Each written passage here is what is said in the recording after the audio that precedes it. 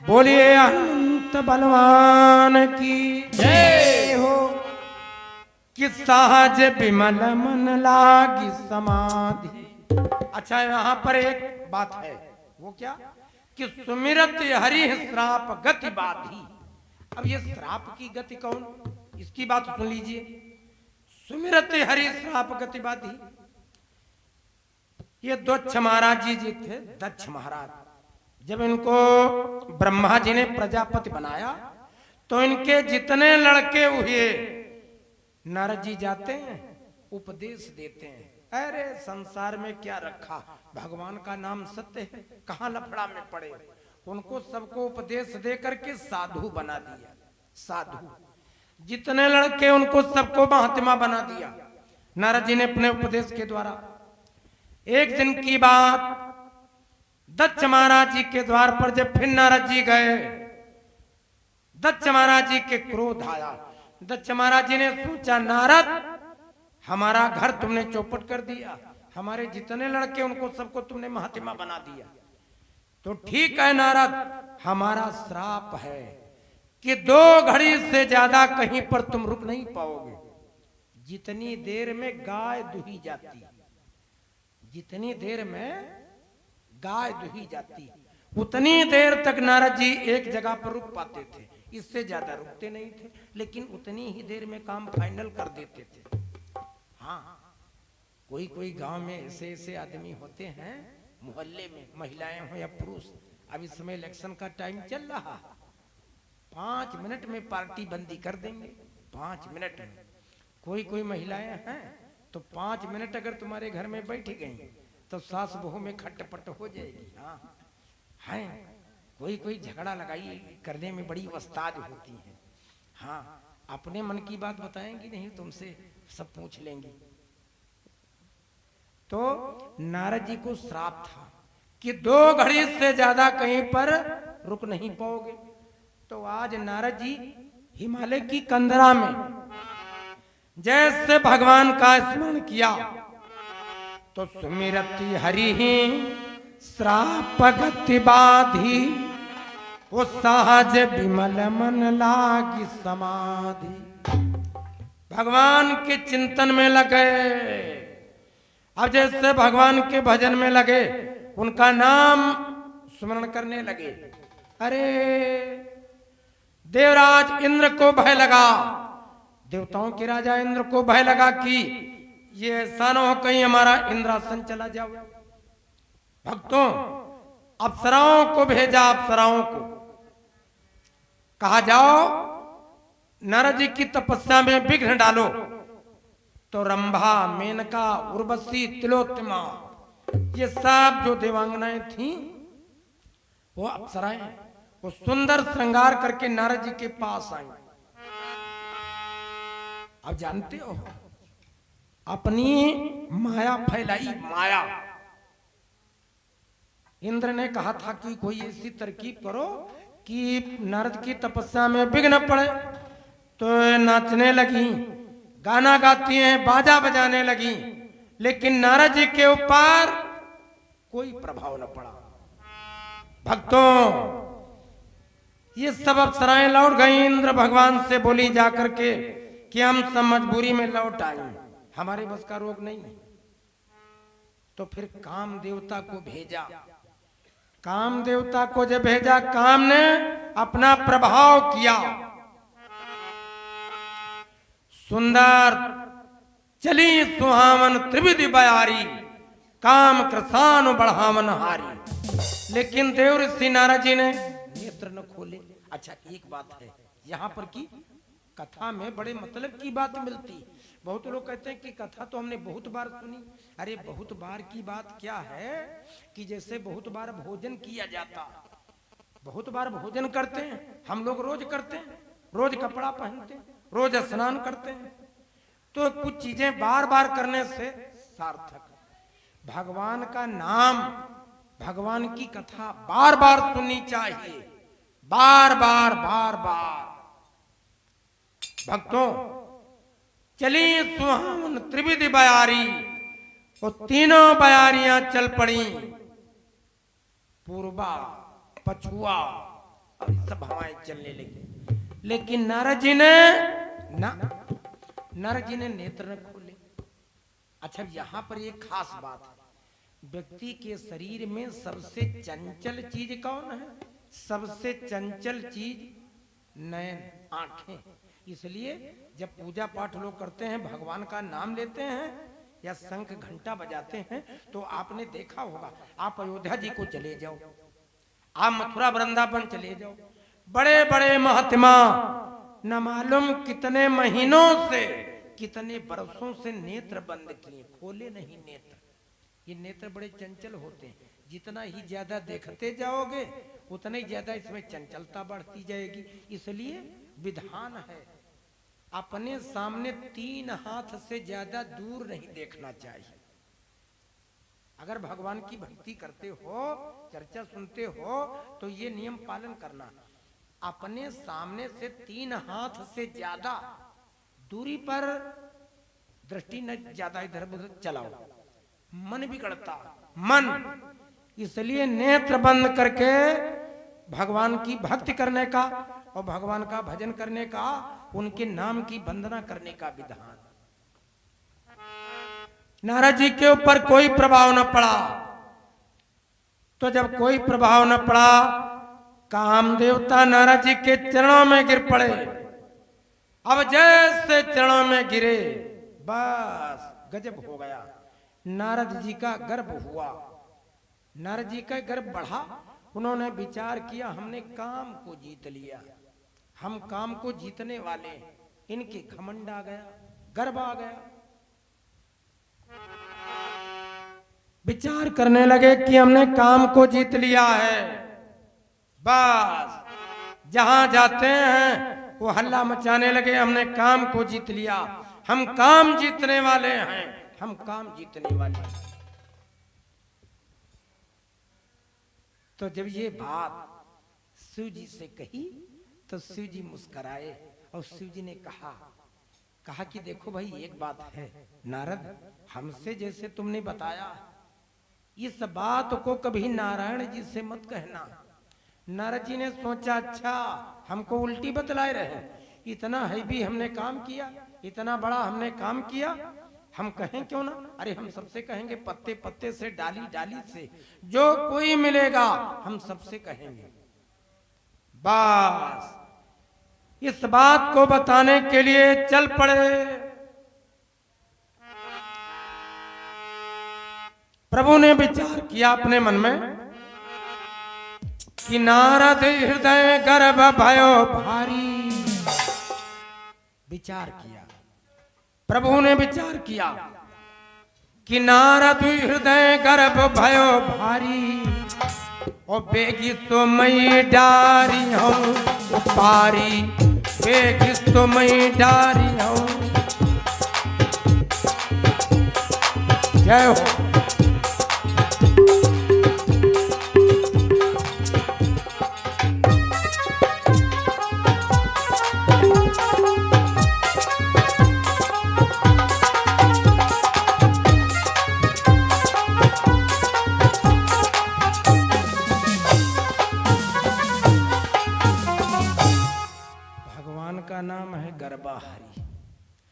भगवान का नाम लड्डू हारी, पपीता हारी, सेब हारी, केला हारी नहीं नाम। भगवान का नाम है गर्भाहारी।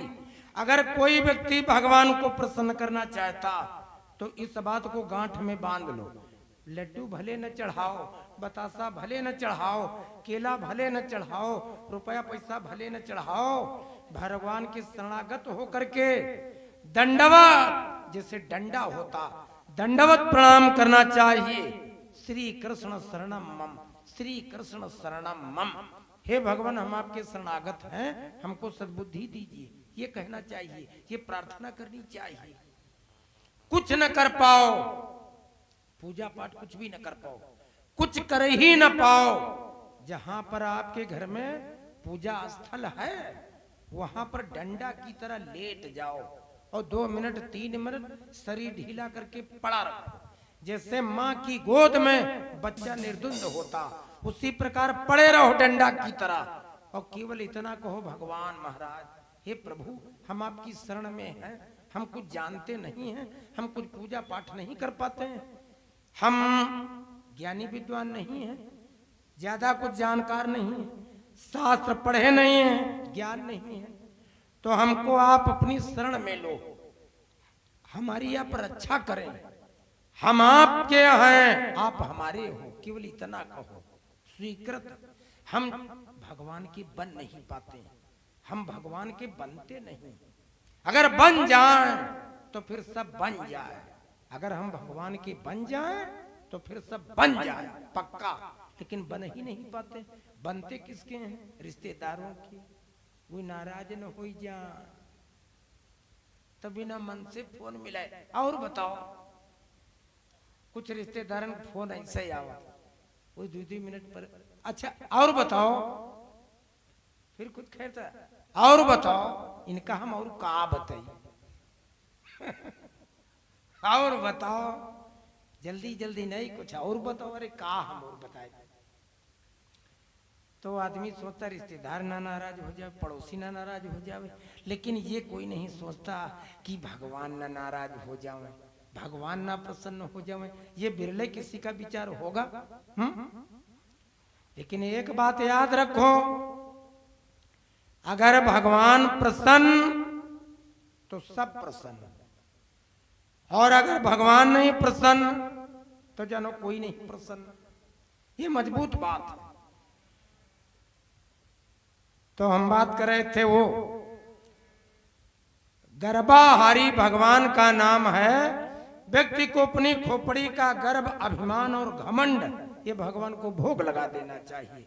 महाराज तुम यही खाओ, हम न केला लाए, न संतरा लाए, न मौसमी लाए, हम आपके चरणों में लेटे, हमारी खोपड़ी तुम खाओ।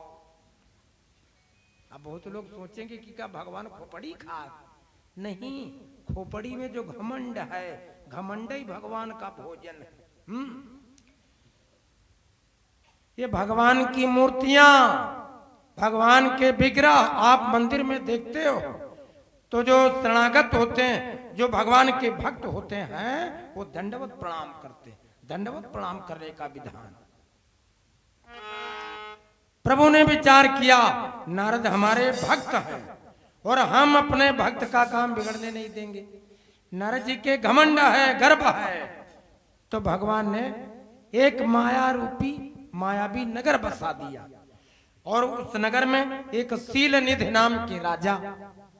अब ये कथा आप लोगों को मालूम है, लेकिन सुनिए बड़ी विचित्र बात। उसमें शील निधि नाम के राजा, और राजा के एक सुंदर कन्या। नारद जी घूमते घूमते उधर को गए, तो राजा ने इनको अपने दरबार में बैठाया, बड़ा आदर किया और इनकी कुशल क्षेम पूछी। राजा ने नारद जी के सामने अपनी कन्या को बुलाया। कन्या का स्वयंवर होना था। अब ये मायावी है, सब बनावटी। नारद जिस रास्ते से जा रहे हैं, उसी रास्ते में नगर पड़ा, और ये सब भगवान का मायावी नगर। राजा भी मायावी, राजा की कन्या भी मायावी। तो सुंदर जवान कन्या को राजा ने बुलाया और कहा, महाराज इस कन्या के गुण दोष बताइए। कहा गुण दोष बताओ। तो नारद जी ने जब कन्या की हस्तरेखा देखी, तो नारद जी विस्मय में पड़ गए, चौंक गए। क्या? उसमें लिखा है हाथ में। अच्छा एक बात है, हाथ में सबको लिखा होता, हाथे की, माथे की और लाते की, ये तीनों रेखा एक होती। इतने करोड़ जनसंख्या भारत देश की है, जब तक तुम अपना अंगूठा नहीं लगाओगे तब तक मशीन यस नहीं करेगी। इतने करोड़ की जनसंख्या, लेकिन तुम्हारा अंगूठा अगर नहीं लगा तो तुम्हारा भाई लगावे, लड़का लगावे और पिताजी लगावे, मशीन यस नहीं बोलेगी। इन हाथों के ऊपर सबको लिखा। ये ज्योतिष शास्त्र में हमने अध्ययन किया बचपन से। हाथों की रेखाएं ये सब बोलती हैं, और जो हाथ पर लिखा वही माथे पर लिखा, और वही पैर के ये तलवा है, तरवे, वही लाते में लिखा। लेकिन अब पढ़ने की विद्या मालूम होनी चाहिए। जैसे कि हिंदी आप पढ़े और उर्दू का अगर पेपर दे दिया जाए, अंग्रेजी का पेपर दे दिया जाए, तो उसमें क्या जान पाओगे? और पढ़ने वाला पढ़ लेगा, जिसको उर्दू का ज्ञान है वो पढ़ लेगा। शॉर्ट हैंड, बड़े लंबे भाषण को शॉर्ट हैंड लिखने वाले थोड़े में लिख देते, एक दो बनाते हैं, हो गया, क्योंकि उनको ज्ञान है। तो देखिए झूठी कोई बात नहीं। बहुत लोग कह देते हैं अरे सब हाथ में क्या लिखा है, कुछ नहीं, उनको ज्ञान नहीं, अज्ञानता में ये बात कह देते हैं, ऐसी बात नहीं है। हमारे जितने शास्त्र हैं वो शास्त्र गलत नहीं, वो सब सत्य है। तो ज्योतिष शास्त्र में जो हस्तरेखा विधि ज्ञान, इसको सामुद्रिक शास्त्र बोलते हैं, ये सब सत्य है। तो जैसे कन्या की रेखा देखी, अरे नारद जी ने पढ़ा, उस कन्या की रेखा में वर्णन क्या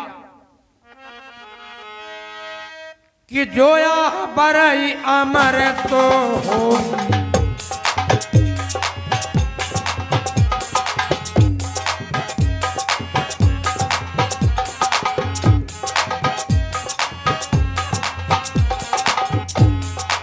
जोया बरई अमर तो होई, समर भूमि ते जितई न कोई।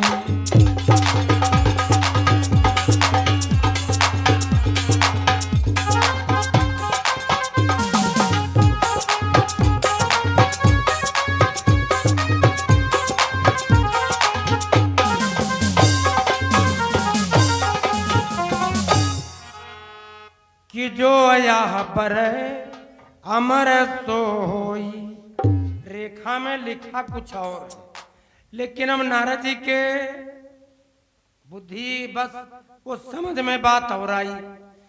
कन्या की रेखा कहती है कि जो यह बर अमर सो होई, मतलब जो इसका वर्ण करेगा वो अमर होगा। अच्छा, अमर भगवान के अलावा कोई नहीं, मृतलोक में संसार में भगवान के अलावा कोई अमर नहीं। तो रेखा में वर्णन कि इसका विवाह जिसके साथ में होगा वो अमर होगा, अर्थात भगवान के साथ में होगा।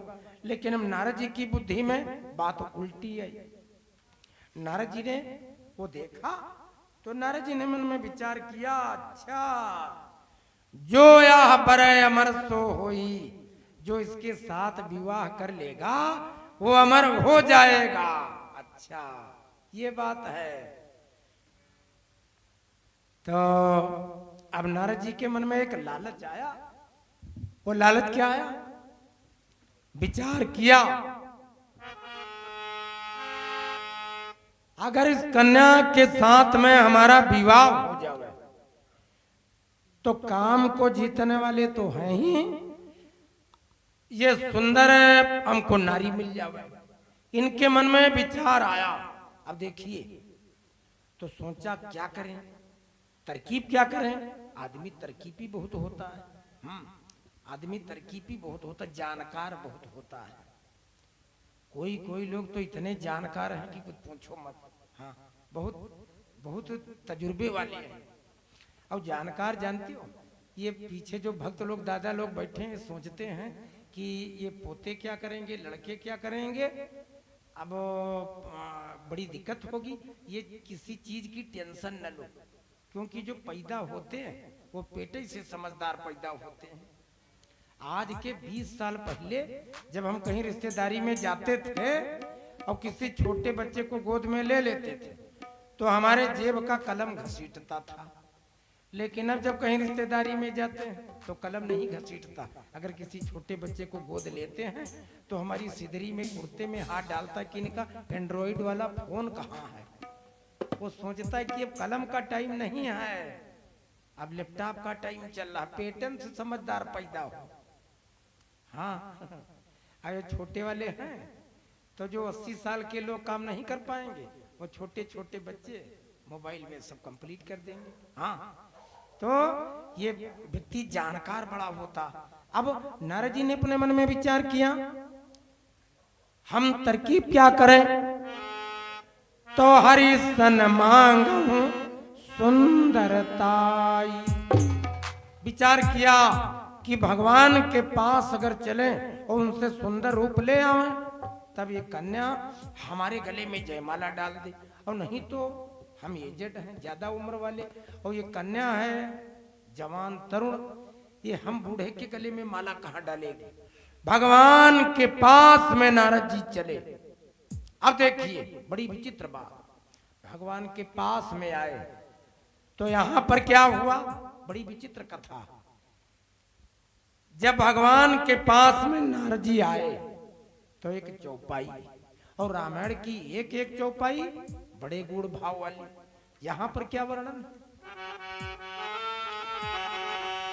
कि बोले भी हंसी, भगवान हंसे नहीं, बोले भी हंस, क्या बोले भी हंसी चराचर राया, बोले भी हंसी चराचर राया, बोले भी हंसी चराचर राया, बोले भी हंसी। ओ बोले भी हंसी, बोले भी हंसी चराचर राया। बहुते दिनन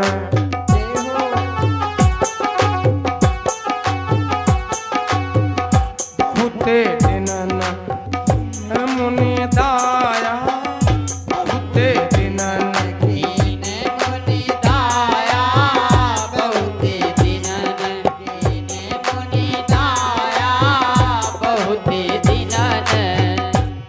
अब देखिए यहां पर वर्णन है क्या कि बोले भी हंस चराचर राया।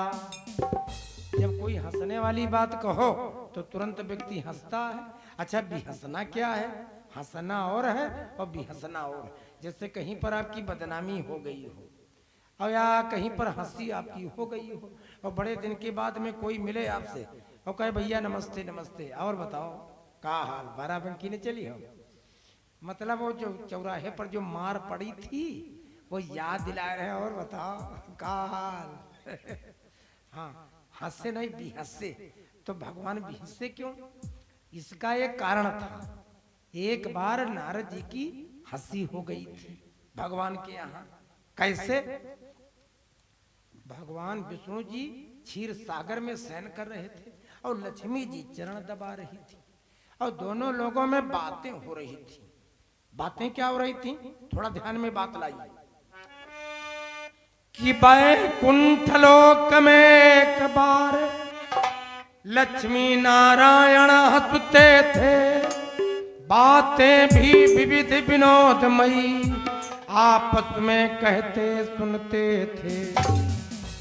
आपस में वार्ता चल रही है, लक्ष्मी जी चरण दबा रहे हैं तो भगवान बोले, नारायण बोले लक्ष्मी से, तुम मुझसे अधिक सुहाती हो, इतनी प्रतिभा वाली होकर तुम मेरे चरण दबाती हो।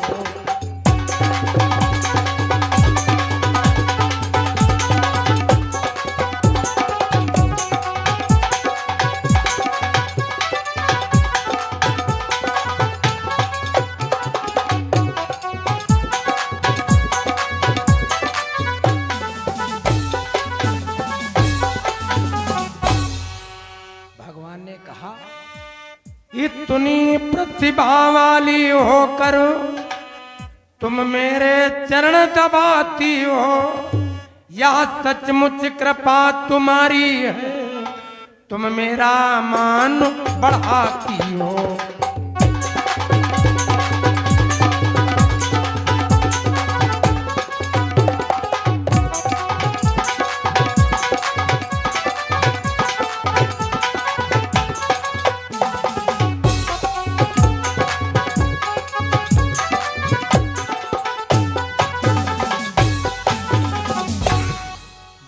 कहते हैं कि लक्ष्मी देखो, पृथ्वी मंडल पर लोग तुम्हारा बड़ा आदर करते हैं, भाई भाई में बंटवारा हो जाता, पिता पुत्र में नहीं बनती, रिश्तेदार रिश्तेदार में लड़ाई झगड़ा हो जाता और गुरु चेले में मारपीट हो जाती है, तो तुम्हारा मान धरती पर बहुत है।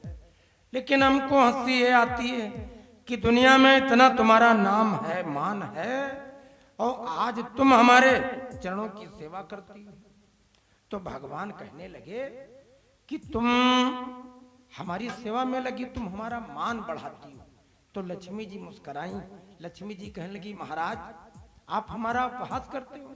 अरे हम बड़ी नहीं हैं, बड़े आप हो, क्योंकि जो लोग आपकी कथा सुनते हैं तो हमको खर्च कर देते हैं और हमको उठा करके तुम्हारे ऊपर रख देते हैं, हमको उठा करके तुम्हारे चरणों में डाल देते हैं। वही मंदिर को जाते हो तो भगवान के नाम पर रुपया देते हो। अब जैसे वो आए हैं भैया मलखान से हैं, आए हैं तो हमने इनसे कुछ कहा नहीं और जेब से रुपया निकाला और देखो भगवान के ऊपर चढ़ा गए। तो लक्ष्मी जी आप कैलेंडर में देखते हो कि भगवान के चरणों की सेवा कर रही हैं, ठीक? तो आप सोचते हो, भगवान कहते हैं कि लक्ष्मी जी तुम बड़ी हो, तुम्हारा बड़ा नाम है, बड़ा मान है, धरती पर तुम्हारे लिए गुरु चेला मर्डर कर देते हैं, भाई भाई में लड़ाई झगड़ा विवाद मुकदमा, और हमारे चरणों की तुम सेवा करती हो। तो भगवान से लक्ष्मी जी बोली, महाराज बड़े तो आप हो, आपके ऊपर हमको लोग निकाल करके फेंक देते हैं, हमारा कहाँ आदर, आदर तो तुम्हारा है और है, यही देखो। लेकिन अब एक बात, आदमी गलती करता है, पूछो क्या गलती, तरकीब क्या है? देखो अगर कोतवाली को गए और कोतवाली में सीओ साहब से एसओ साहब से डायरेक्ट तुम्हारा परिचय है तो ज्यादा होम गार्ड की चिरौरी नहीं करनी है, क्योंकि डायरेक्ट सीओ साहब से एसओ साहब से मुलाकात। तो अब यहाँ क्या आदमी करता, दुनिया का आदमी लक्ष्मी जी के चक्कर में पड़ा और लक्ष्मी जी के हस्बैंड है लक्ष्मी नारायण। तो भैया जब लक्ष्मी जी की इच्छा है तो लक्ष्मी जी के चक्कर में न पड़ो, लक्ष्मी जी जिनकी दासी हैं भगवान की, भगवान के चक्कर में पड़ो तो लक्ष्मी जी तो तुमको मिल ही जाएंगी। लेकिन आदमी उल्टा काम करता, लक्ष्मी जी को अपनी दासी बनाना चाहता, लोग उल्टा काम करते हैं। हम तो बाजार में जाते हैं तो देखते हैं कि लोग सिंघाड़ा बेच रहे हैं, सिंघाड़ा आलू, तो नीचे पल्ली बिछाए टाट वाला बोरा और ऊपर बैठे हैं और रुपया लेकर के पैर के नीचे रखते हैं, टाट के नीचे। बताओ लक्ष्मी जी की कदर नहीं। और तमाम लड़के देखते हैं कि पैंट पहने तो पीछे हिया धरते, लक्ष्मी जी का मतलब तुम सूंघे जाओ, जितनी गंदी हवा निकले वो तुम सूंघे जाओ, मतलब लक्ष्मी जी का कौड़ी की तीन के घूम रहे। अरे भगवान, रुपया पैसा को कायदे से रखिए, आदर में लक्ष्मी जी हैं, लक्ष्मी जी का आदर करो, हैं? अब ये बड़ी अद्भुत बात है, अब विचार करना चाहिए। और एक बात है, एक बात याद रखो, बहुत लोगों के घर में क्या है कि 50 रुपया इस शर्ट में जेब में रखें और 150 रुपया उधर पैंट वाली जेब में, ये सब तिकड़म छोड़ो ना। अपने घर में जिस दिन धनतेरस होती है, हम ये नया फार्मूला बता रहे हैं, ये ज्योतिष शास्त्र की बात बता रहे हैं। जिस दिन धनतेरस होती, धनतेरस, तो धनतेरस वाले दिन आप बाक्स लाओ, एक छोटा बाक्स गंगा जल में धो दो, और जिस दिन लक्ष्मी गणेश जी की पूजा होती है उस दिन तुम्हारे घर में जितने रुपया, नोट वाले या सिक्का वाले, जितने रुपया है सब उसी डिब्बे में रखो, उसी बक्से में, और उसमें हल्दी की गांठ और कौड़ी, कौड़ी का बड़ा महत्व। लोग बातें करते हैं कि भाई बातें बड़ी करते हैं, घर में फूटी कौड़ी नहीं। अच्छा, पहले वो नांदिया बाबा लेकर के आते थे तो अम्मा लोग, मौसी लोग, दीदी लोग वो कौड़ी लेते थे और कौड़ी को लक्ष्मी जी के चरणों में रखते थे। कमल गट्टा की माला, कमल गट्टा, कमल गट्टा की गुड़िया माला और कौड़ी, ये लक्ष्मी जी के चरणों में अर्पण करने का विधान। तुम्हारे घर में कभी लक्ष्मी जी का अभाव नहीं होगा, रुपए पैसे की कमी नहीं पड़ सकती, बात को गांठ में बांध लीजिए।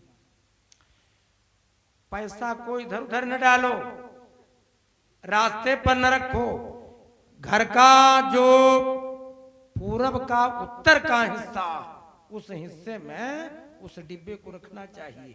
श्री यंत्र कनक धारा यंत्र, ये उसमें रखो, लक्ष्मी कुबेर जी का पूजन करो, तुम्हारे घर में धन का भाव नहीं होगा ना। इधर उधर जेब में रुपया रखना ये गलत है, ये तरीका नहीं है। ये पहले जो मालदार सेठ लोग होते थे, धनवान लोग, तो इनके यहाँ तिजोरी होती थी, तिजोरी, और तिजोरी 4 लोग मिलकर के उठा नहीं पाते थे, तिजोरी की पूजा करते थे। और हम लोग उल्टा काम करते हैं, हमारे तुम्हारे यहाँ रुपया कम नहीं है, लेकिन रुपये का आदर नहीं है। ट्रैक्टर को बहुत सुरक्षित रखेंगे, ट्राली को बहुत सुरक्षित रखेंगे, लेकिन घर में रुपया इधर उधर पड़ा, ये गलत तरीका। जिस चीज का तुम आदर करोगे वो चीज तुम्हारी हो जाएगी, जिस चीज का तुम आदर करोगे वो चीज तुम्हारी हो जाएगी। लक्ष्मी जी का आप आदर करिए, लक्ष्मी जी का आदर करिए, आदर करो। जिस चीज का आदर करोगे, जिस व्यक्ति का आदर करोगे, वो आदमी तुमको ढूंढ करके मिलेगा। तो लक्ष्मी जी तो लक्ष्मी जी। और एक दूसरी बात बता दें कथा में, कथा तो आप सब जानते हो, लेकिन ये मजबूत बात, बहुत लोगों के घर में महिलाएं गड़बड़ करती हैं।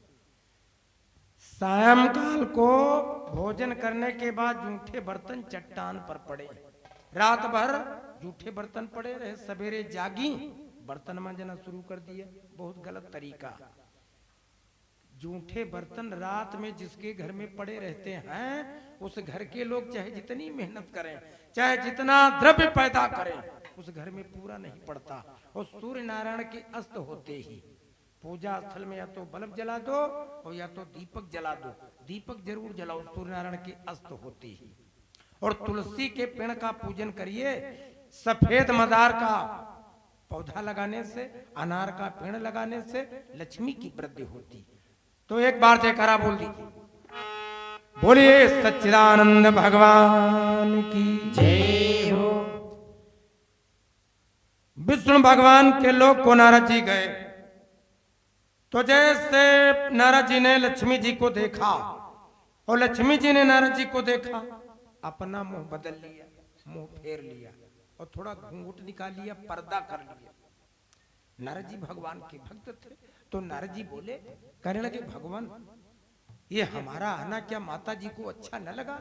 हमको जैसे देखा वैसे अपना मुंह फेर लिया। भगवान मुस्कुरा करके कहने लगे, नारद ये हमारी माया है, और अगर माया की निगाह तुम्हारे ऊपर न पड़े तो तुम्हारे लिए बड़ा श्रेष्ठ है, ये माया है। तो कहने लगे, महाराज जी माया क्या है? बोले, माया भ्रमित करती है। संत महात्मा जो साधु वृत्ति के लोग हैं, उनकी बुद्धि को भ्रमित करती है। अगर माया ने तुम्हारी तरफ नहीं देखा तो तुम बड़े भाग्यवान। तो कहा, महाराज जी माया क्या है? कहा, माया के द्वारा पतन होता है, भगवान के भक्त का पतन होता। तो कहने के, महाराज ये माया व्यक्ति को पतन की ओर कैसे ले जाती है? तो बहुत बार विष्णु जी ने समझाया, लेकिन नारद जी न माने। तो कहने लगे, महाराज माया के बारे में बताओ। तो कहा, ठीक है। अब नारद जी को ले लिया। विष्णु भगवान मृत्युलोक में आए क्षीर सागर से, और साथ में नारद जी। तो एक सरोवर के किनारे ले गए, बोले, नारद हम तुमको माया की कथा सुनाने जा रहे हैं। तो कथा सुनी जाती है स्नान ध्यान करके, ऐसा करो इस सरोवर में तुम नहा लो।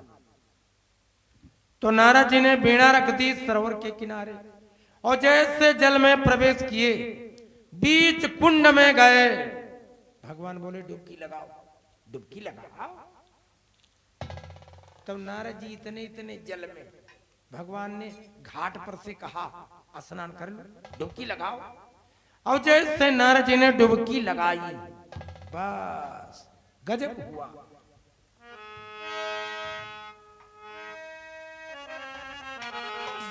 किसो तन पलटी भयो अब नारी। वो शरीर गायब, भगवान की लीला, भगवान की माया।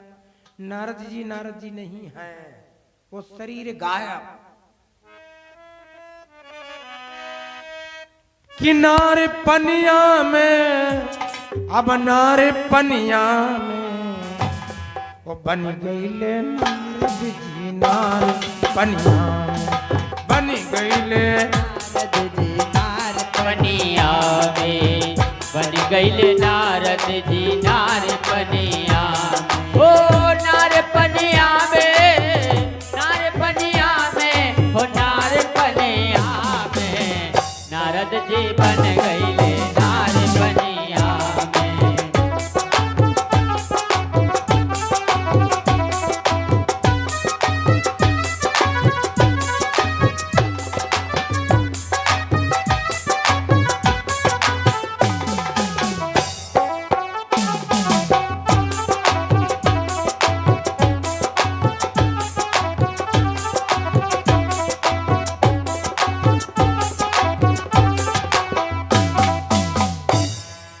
जब शरीर इनका स्त्री का बन गया तो भगवान गए अब घाट पर से, वहां पर तालध्वज नाम का एक राजा आया, तालध्वज नाम का।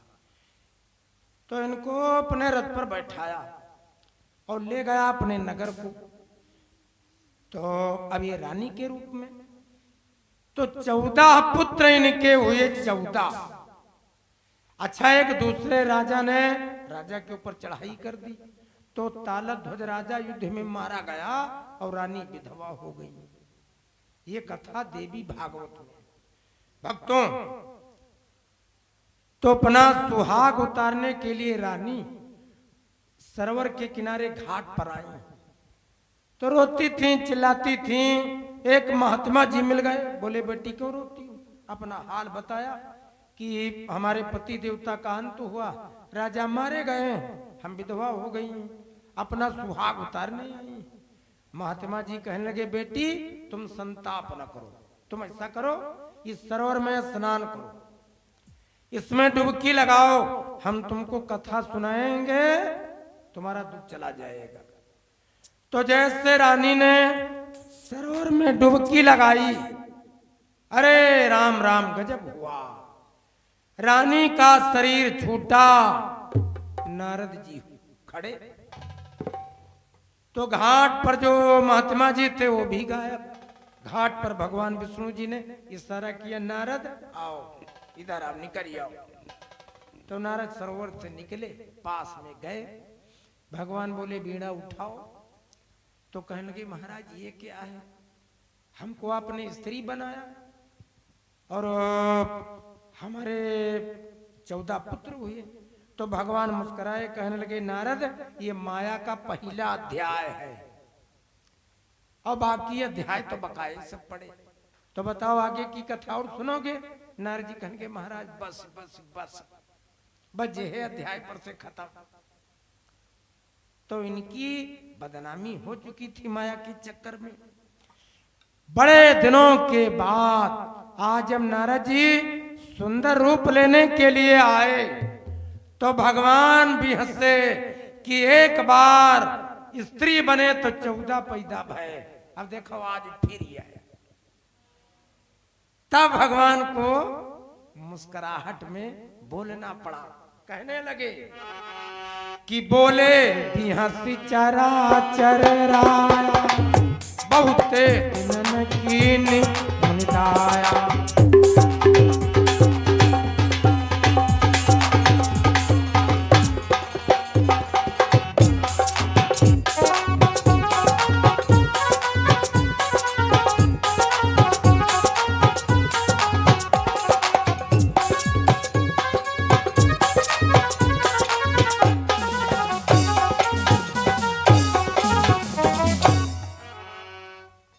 भगवान ने आने का कारण पूछा। अच्छा कोई कोई आदमी डायरेक्ट बात करता है और कोई कोई आदमी दुनिया का घूमर चक्कर। हाँ कोई कोई आदमी आए तो वो डायरेक्ट कह देते हैं 18 तारीख को ट्राली की जरूरत है। वो बताए डायरेक्ट बता दिया 18 तारीख को गाड़ी की जरूरत है। लेकिन वो कोई कोई आएंगे खैर अल्लाह और बताओ सब ठीक है। हाँ बढ़िया ठीक है। 18 तारीख का कहूं जाइए हो तुम उससे फांस गए। तब जब तुमने कहा कि 18 तारीख को, अरे फिलहाल कोई प्लान नहीं, कहने लगे 18 तारीख को नीमसार चलना है, गाड़ी की जरूरत है जिससे तुम ना ही न कर पाओ। तो अब नारद जी से भगवान ने पूछा, बहुते दिनन कीन मुनिताया, बड़े दिन के बाद नारद जी आए हो।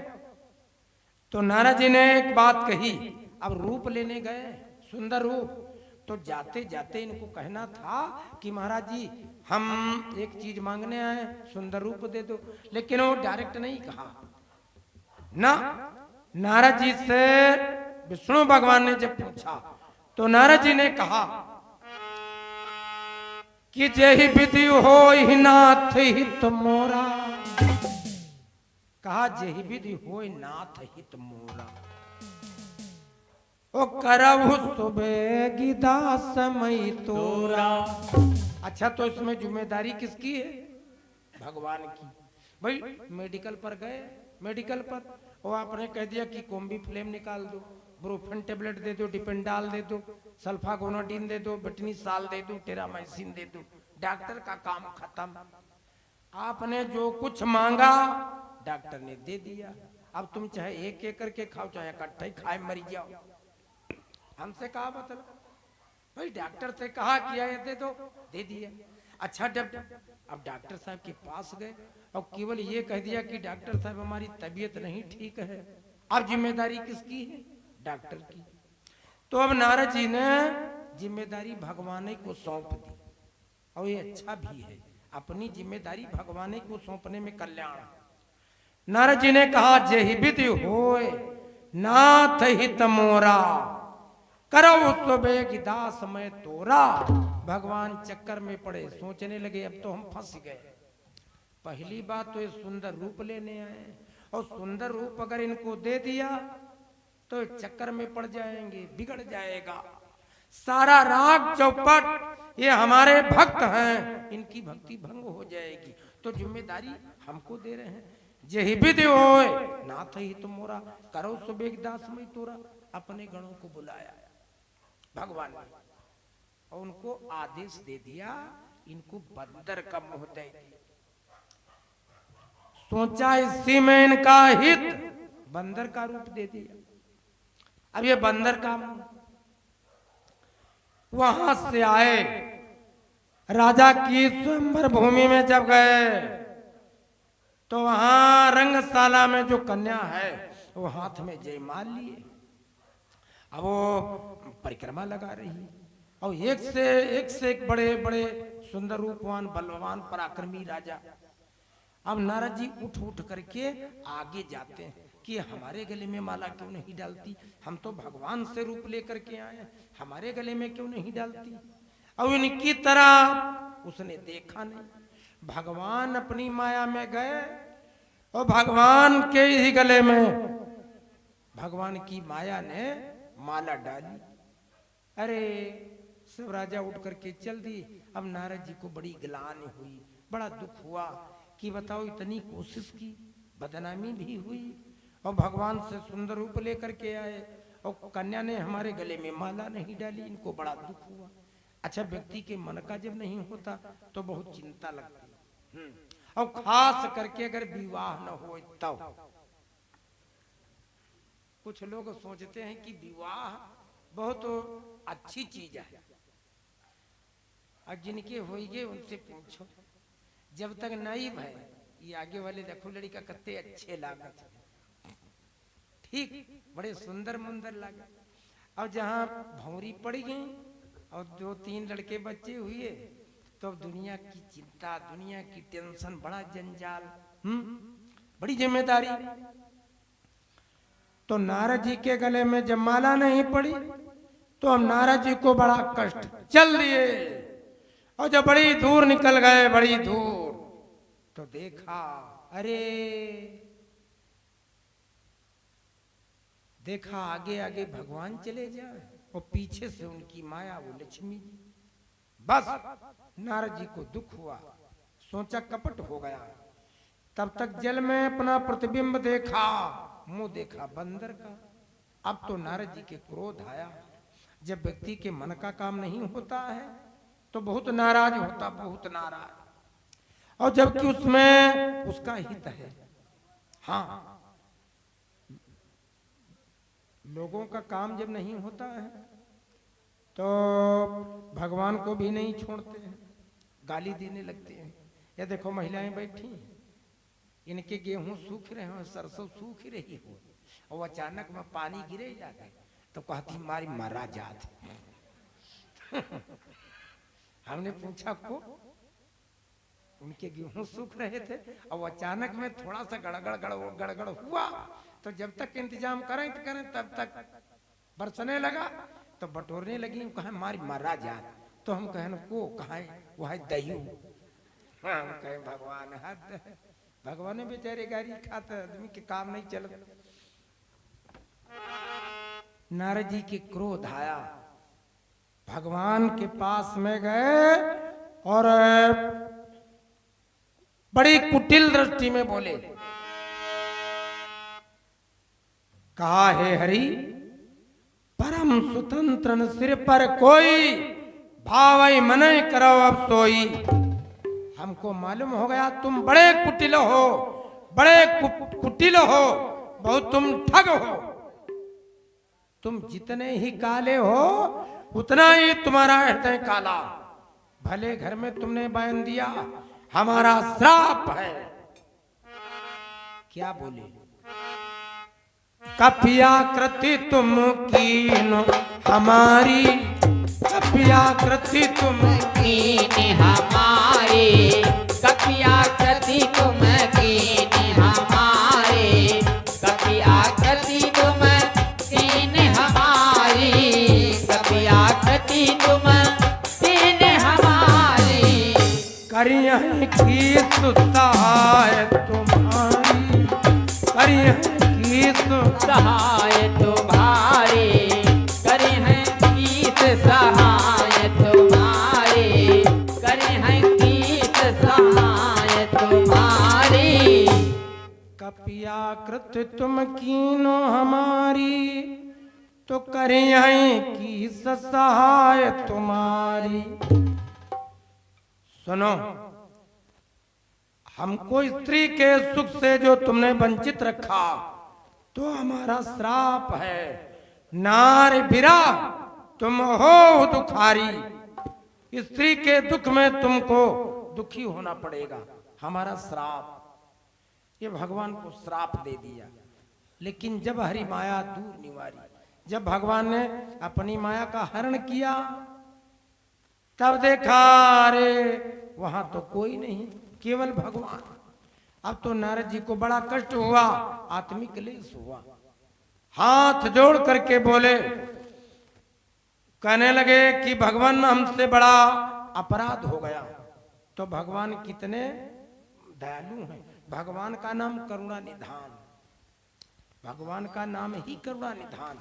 और अच्छा, भगवान वो सब काम करते हैं जिसमें हमारा कल्याण, हमारा उद्धार।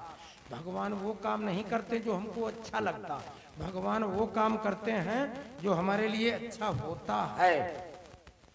वो एक काम नहीं करते हैं जो हमको अच्छा लगे, भगवान वो काम करते हैं जिसमें हमारा कल्याण है, जो हमारे लिए अच्छा होता है। अच्छा, हमारे लोगों के मन का जब काम कोई नहीं होता तो हम भगवान को भी गाली देते हैं। न मालूम कितने लोगों को सुना, भगवान को भी नहीं छोड़ते, उनको भी गाली देते हैं। हम हैं पिता, अगर चौराहे पर से सेब लाए तो चारों बच्चों को देंगे, जितने बच्चे सबको देंगे, क्योंकि पिता है। अच्छा, भगवान को कहा गया परम पिता।